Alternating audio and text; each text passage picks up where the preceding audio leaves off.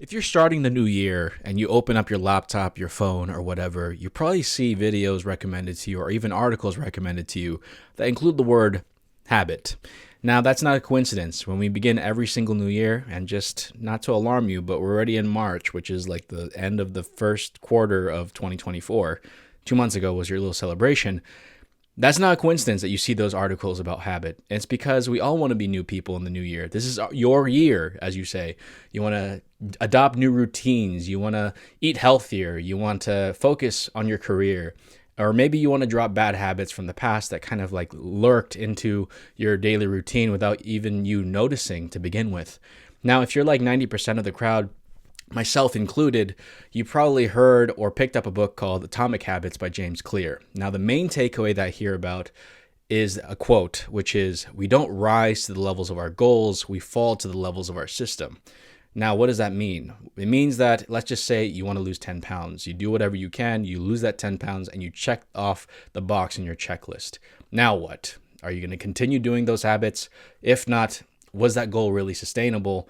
Or maybe your system wasn't put in place. This is where the system comes in. After that check box is checked off of losing 10 pounds, are you going to continue? The system is maybe throughout that journey of losing those 10 pounds, you realize that you actually enjoy the feeling of clean energy, or maybe enjoy the feeling of accomplishing a small workout. No matter, again, no, the size of workout doesn't matter. Maybe you fully enjoyed it, like naturally just, wow, I actually feel good. Maybe I like moving my body a little bit every single day.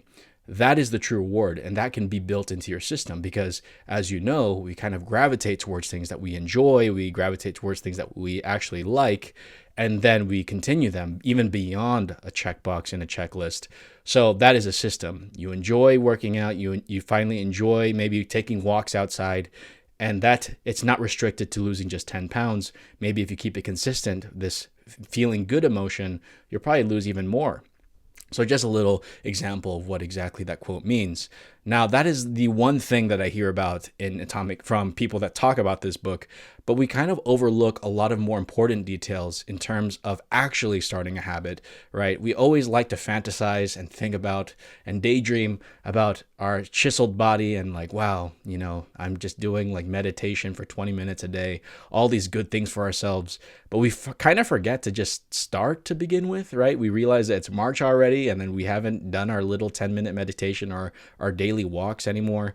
Again, it's really difficult to be consistent. But as I mentioned previously, we enjoy things, or we tend to do things consistently that we enjoy, whether that be watching Netflix all day, right? Or maybe watching Netflix after a long day at work, which is valid in a way. But being consistent is what we're talking about today. And the idea of habit stacking is the one that seems to be overlooked a lot in terms of talking about this book, and not just habit stacking, but also just habit formation in general. Now, how can we actually acquire habits and instill them into our own routine? The question is, do you enjoy it? It's probably not going to be a good answer in the beginning, but as you continue on with it, as with our exercise example, you're probably going to grow to love what you're doing. And that is where we're trying to get at first. What James Clear mentions is that with every new habit, we're going to try to make it as sexy as possible, right? No mature content here, but just trying to make it as sexy as possible. It's not exactly what you think surface level, but it's about making it really enjoyable in a way, right? And one way that we can do that as a vehicle is to use habit stacking. Habit stacking is an important concept. And what exactly is it? It means that, let's just say that you want to start a routine of putting on sunscreen. Now, let's say you already have a routine, because we all have routines. We are human animals. We are animals of routine in some sort of way. Even if our routine is diversified in some way or another, we enjoy routine. And that could be just waking up, brushing your teeth, taking a shower, and get ready to go. That's a routine in itself.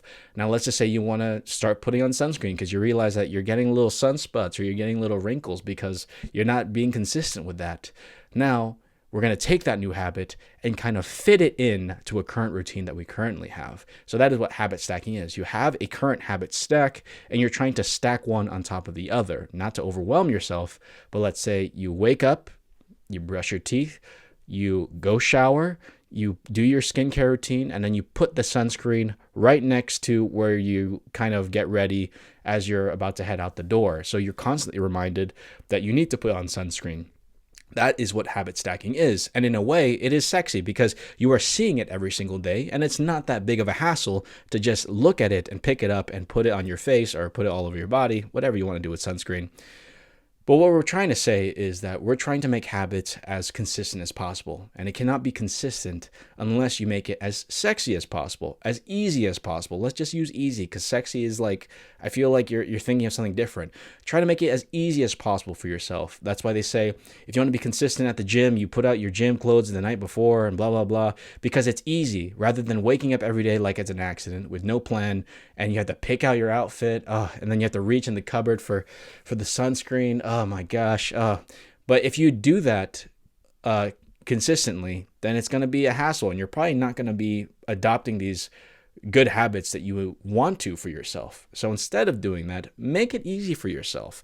Stack that new habit of yours with a current routine that you have. Let's just say getting ready to go to work, that you put on the sunscreen because it's right next to the sink where you brush your teeth, so you can see it every single day. I know somebody that does puts sunscreen right next to their coffee maker because they see it, and when they see it, then it's easy to just do it, and they're in the kitchen already, so they just wash their hands and it's easy. Make it easy for yourself. Don't be overwhelmed by so many other things in your life, because if once it gets overwhelming, then 99% of the time you're probably going to drop the habit even before you reach day 3.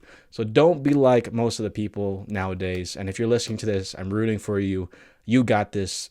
Make the habit as easy, sexy as possible, and stack it with a current habit stack that you have in your life, whether it be in the morning, in the evening, whatever, so be it.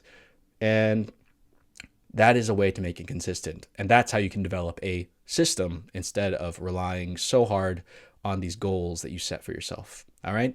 So belated Happy New Year. Welcome to the second quarter of 2024. You got this. It's only March. You have 9 more months until December, Christmas time. It may not seem like a lot of time, but it is a lot of time. All right. So you got this.